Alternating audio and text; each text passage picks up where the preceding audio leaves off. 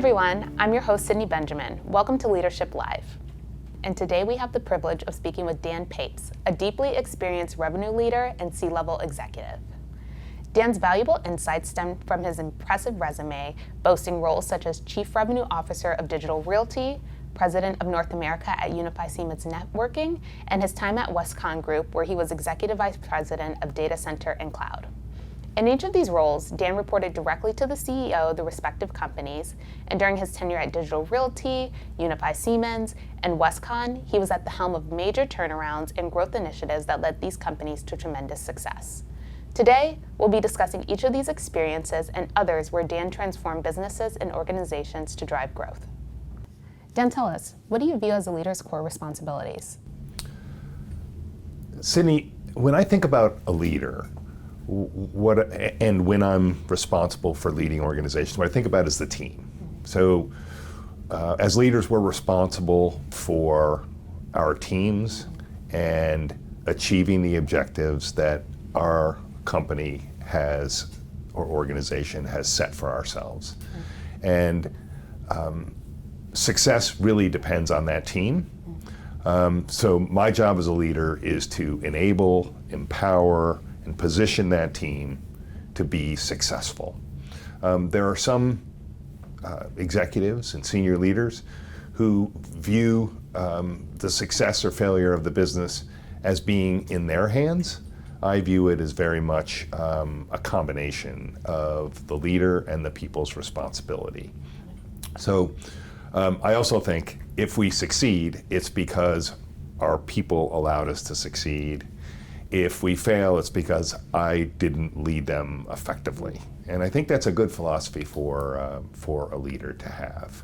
A foundational element of leadership is making sure that you have a set of objectives for the organization or the company that you're responsible for, and then leading that team to achieve that objective. That's empowering them, enabling them, having the right people in the right position in order to succeed.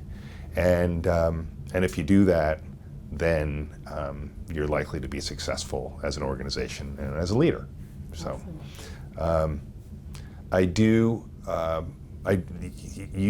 think use the term responsibility. Mm-hmm. What is the responsibility of a leader? I do think also responsibility of a leader is to take care of their team, make sure that they're engaged, have high employee satisfaction and buy-in to the business objectives, to make sure that the business grows. Because if the business grows, your team will thrive. People will have new employment possibilities, like promotion possibilities. They'll make more money, and it's good for those people. At the same time, I think a leader should, from a responsibility perspective, recognize that if they don't lead effectively, it impacts their team negatively. I've been in situations, I worked at IBM, when we were actually laying off thousands, tens of thousands of people because the business was struggling. It was very unfortunate. Where some looked at that and said, this happened because markets changed on us, or a competitor snuck up on us, or something like that. I would view it more simply as, we as leaders failed. We're responsible for this team, this business, and we've put the business and the people in a situation where we now have to lay off thousands of people. So I think leaders should think about that more. I think leaders should think, I have a responsibility here to grow the business because I have a responsibility to my team. Totally.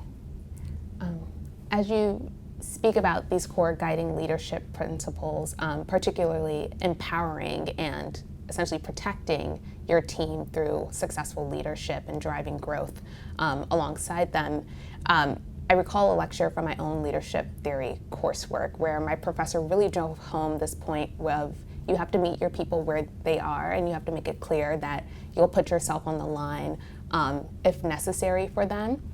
And you care about their well-being, as you touched on. And it just sounds like you share the same selfless leadership mentality. Any advice to other executives on how to successfully exhibit the selfless leadership so as to lead to positive business outcomes and prevent situations such at IBM where you do have to lay off tens of thousands or even on a smaller scale hundreds of people? How do you avoid those things? Yeah, it's a great question, Sydney. And you'll find during this interview process that I like to talk in examples from real life experiences. And this reminds me of the situation, of multiple situations I've been involved in, but just at Unify Siemens. So when I got to Unify Siemens, the business, I ran the North American geography. I was essentially the CEO of the North American geography for Unify.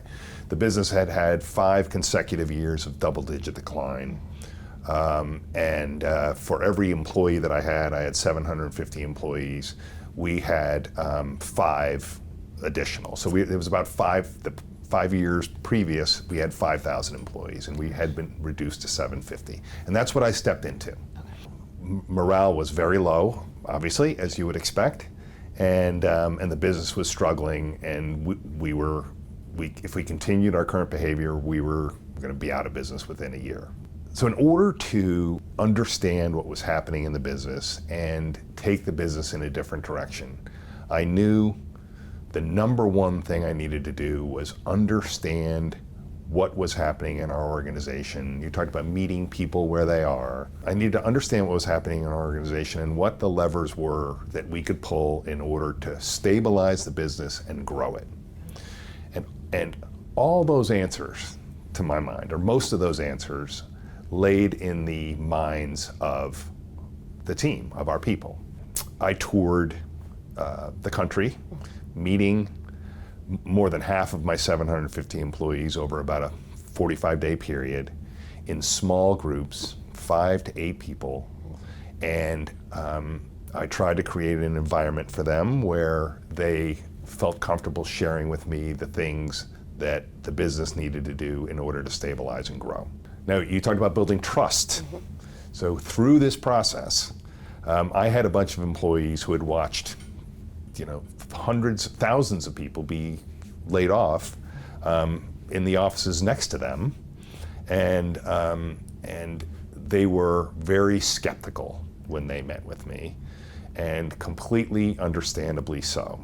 But what I tried to do in my first few of these, I'll call them roundtable meetings, was I tried to create an environment where they could feel open and comfortable speaking with me. So I'd close the door, I'd say, there are no titles here, there are no rules except we're not allowed to get in a death spiral of negativity, but other than that, we can, I'm totally open to your input, and I would like to hear from you what you think our opportunities are, what you think we're doing wrong, just get a sense of what's happening in the business so that I, as the person responsible for this organization, can put the right strategy in place for us to start to grow. My first few meetings, the people were very skeptical. In fact, there was one person who turned out to be a fantastic employee. He had been at the company for almost 30 years, and he pulled no punches. When I told him there were no titles, he certainly treated me like I didn't have a title. And he said something to the effect of me, "You're the 5th person we've seen in that chair for the last 5 years. Why should we believe a single word you say?" And it didn't upset me that he said that. I was glad that he was open and said it. I think the people in the room were a little struck by his blunt statement. You're gonna have to watch my actions. I could reassure you like probably my predecessors did, but I'm not sure how much that would help you through words. I think you just need to watch how things play out. The only thing I'll ask you is to give me a chance, which that person did. Turned out to be he was very influential with other employees, and I built trust with him and with many other of the employees over time. So as I did each of these sessions, the word spread that the new person is listening. Mm. He may be different, and I was genuinely curious I was sincere in all those meetings. I really did want to know what their ideas were, and I wanted to know what the problems were that we needed to solve. And after meeting 400 plus of my people over that short time period, I had a list of opportunities too long to address, and of problems and issues within the way the organization operated too long to address. But I had all these ideas about the business that allowed us to then build a strategy to capture the growth opportunities and to fix the key operational problems that we were having. And all of that input from the employees got factored into a blueprint, a strategy, and a set of initiatives that we then drove as a management team down through the organization as a strategy that became wildly successful. We turned the business around so quickly, much quicker than anybody could have expected. In the first year, we grew north of 20%. And in the second year, we grew north of 20%, compounded again on top of that. And in fact, after that, the business was quickly acquired, and it was acquired by a much larger firm at a premium price because of what we had done in North America. Wonderful. Yeah. That's awesome. An awesome success story. And leadership piece that I don't want to glaze over is it sounds like you did something different than your predecessors in not just going to speak to them because that's what a new executive is supposed to do, but it was an opportunity for you to understand the problems from the ground up, and importantly for your team, you made it a partnership, which led to both success and trust building, which is awesome. Yeah. Can I just comment on that, Sydney? Yeah. It's interesting. We had McKinsey, so the global company, we had 4 regions that made up the global company. The board had hired McKinsey to come in and help us, and when I arrived, McKinsey had a strategy for me in North America already. And they had a strategy for each of the regions. I'm sure. But they had a strategy for me in North America, which involved me within the first 2 weeks of me being hired to reduce my employee base from 750 to, I think it was 378, something like that. Nearly half. It was literally, I went to Munich, the company was headquartered in Munich, and we met with each of our regional leaders met with McKinsey, and we were presented with the strategy, your plan, that we were supposed to execute. And the board was in the room. My boss, the CEO, was in the room, and I told them I'm not going to lay off half of my employees in the next 2 weeks. I'm not. I need to understand what's happening with my business, and if we need to reduce our headcount to save the business, we will. But I'm not sure we have to do that yet. Let me look at the growth levers first. That's what we did, and we were fortunate enough to dodge that. And actually, when we sold the company acquired us, I had approximately 700 employees. Okay. So and a growing business. Awesome. Yeah. Speaks to the importance of knowing when to push back, and I'm sure that wasn't easy to do. You have McKinsey in the room. The board is paid however much for this guidance, and they're probably on board, but you have the wisdom and ultimate success of saying, no, we're not going to do that. Great thing to point out, Cindy, because it was not easy. So I knew the CEO. The CEO, he had been the CEO of a company prior to that, and I worked for him there, and he had brought me into this role. Okay. And fortunately, I think any other CEO might have had a real problem with me or fired me for I'm not firing half my employees like McKinsey's telling us to, but he trusted me. There's a great aspect of this particular person who was our CEO. He would hire people that he trusted, that he knew, and he would empower them. And he protected me a lot on this approach. But I will tell you, there was one point where about 3 or 4 weeks in, after I had met a bunch of my employees, and after I started to see there are lots of ideas and lots of growth levers for this business, it was a weekend. I was on vacation in the Adirondack Mountains in upstate New York. And I was driving my car, and he called me and he said, Dan, I have some bad news for you. We're getting a lot of pressure from the board. You need to do that headcount reduction. We really don't have any choice. And I had gotten a sense of the business and of the people, and I sensed the opportunity, but also the commitment level of our team, considering what had happened to them, how much they still wanted the business to succeed, that I was already personally connected to this. And I told him I understand, and he basically made it, there's no debate about this. And after I hung up with him, I just pulled over into a McDonald's parking lot, and I put my hands on the steering wheel and put my head down, and I literally started to cry. And I was just so disappointed. And but interestingly, I decided I'm not going to do it. And I didn't. And I talked about the characteristics of this CEO. He never called me on it. He let me keep going. And I was waiting for a few months, Wow. Every time he called me about something, this is him calling me to tell me I'm fired, or I fired half your employees for you. But he didn't. He left it in my hands. And now that's a leadership example right there that he demonstrated. His name was Dean. And sure enough, we turned around that business. And but that was the story. And so it did take quite a bit, in answer to your question and your point, it did take quite a bit of, backbone, stupidity, stubbornness, whatever you want to call it, to make it come out the way it came out.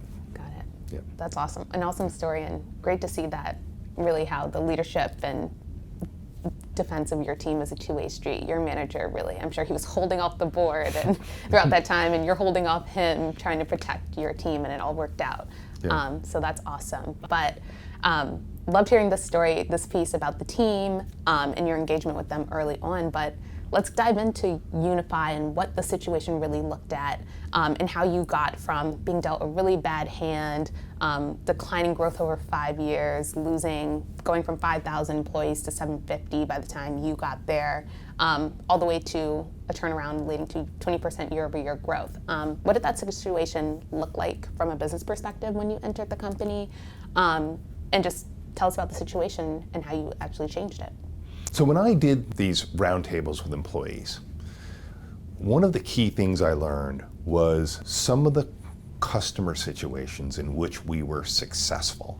One of the questions was, what customers like us, like our solutions, and why?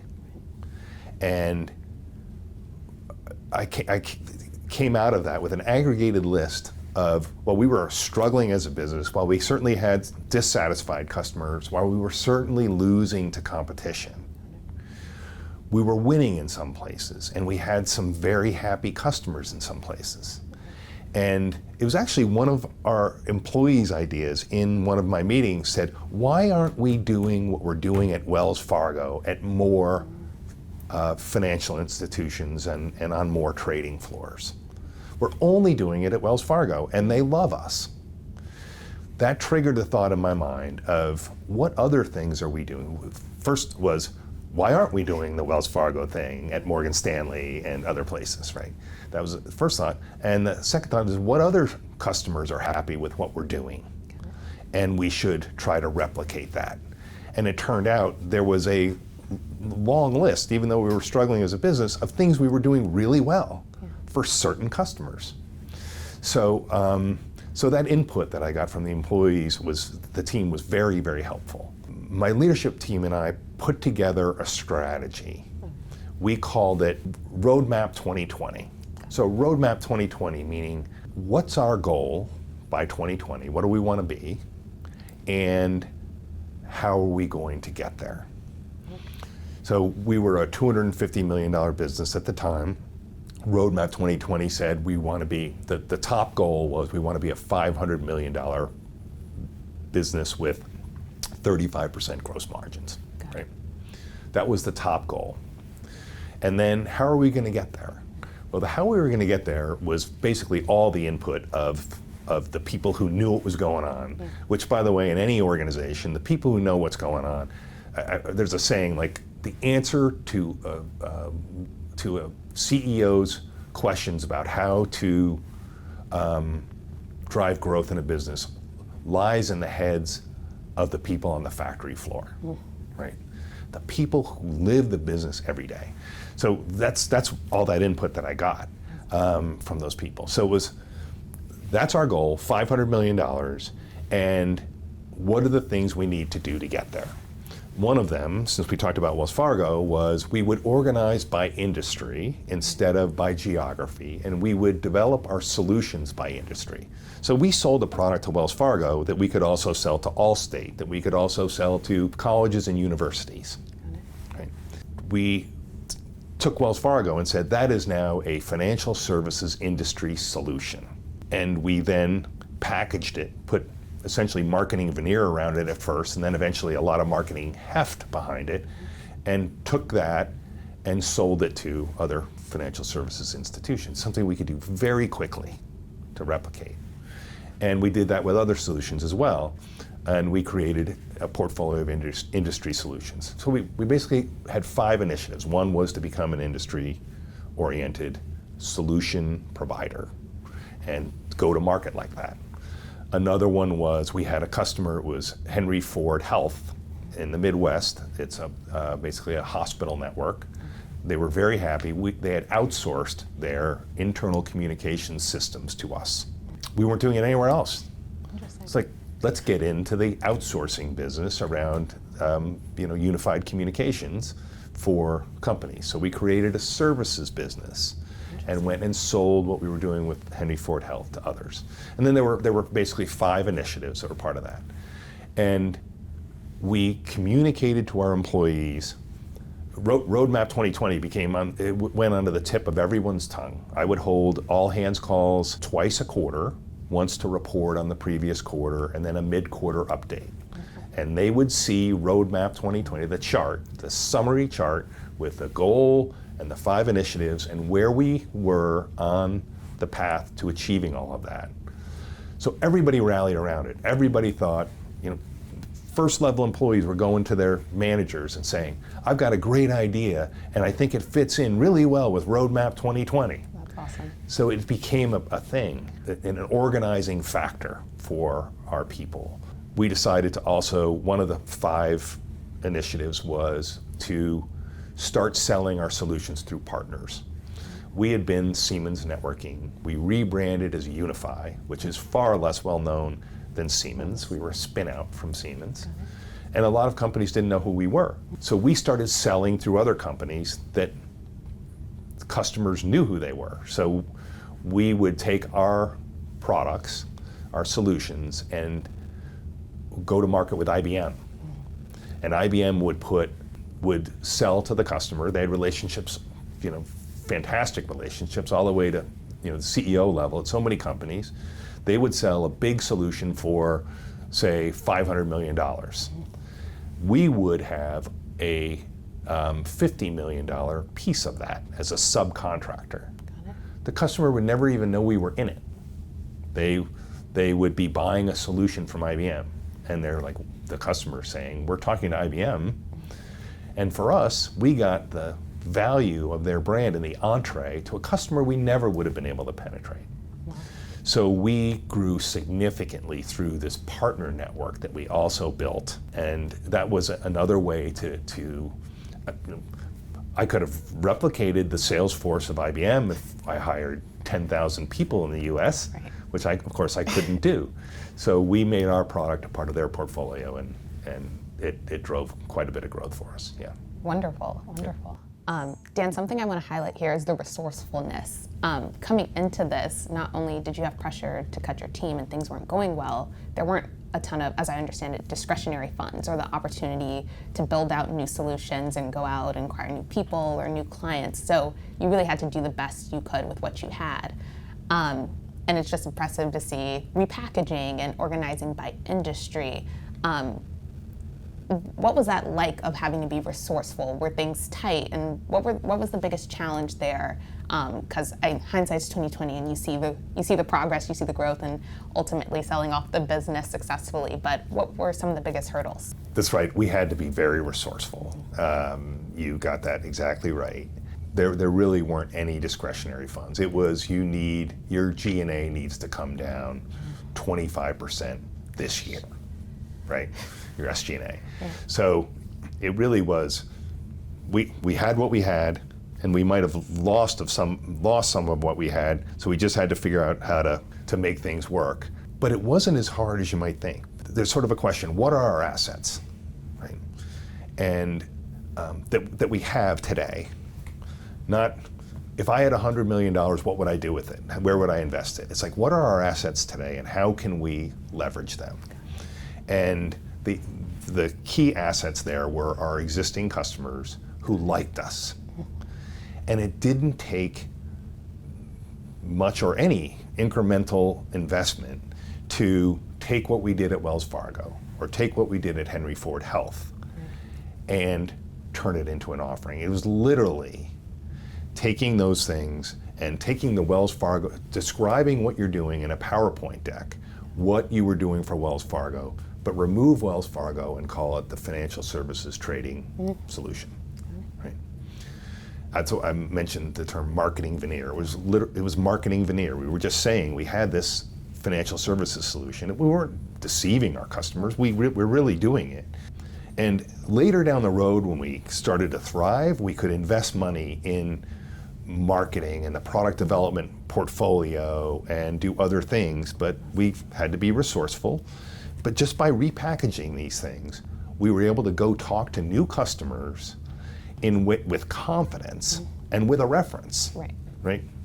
You can talk to Henry Ford Health about the value they're getting from our managed services of their internal communications infrastructure, right? And that just became very, very valuable. And then the other thing was, it didn't take a lot of money to invest in getting a few partners. Really? Right? It was really leveraging their resources. So we had to redirect some of our existing salespeople into a partner organization to go recruit working with them. But the productivity we got out of those 5 people that went to go do that versus if we had them selling in the field, they were far more productive in revenue generation, leveraging those partners than they were. So we didn't have any additional money to invest, and we didn't invest any additional money. And then once we were able to get traction and start to generate growth, it spun off funds that allowed us to do other things, that allowed us to just compound and accelerate and really drive success.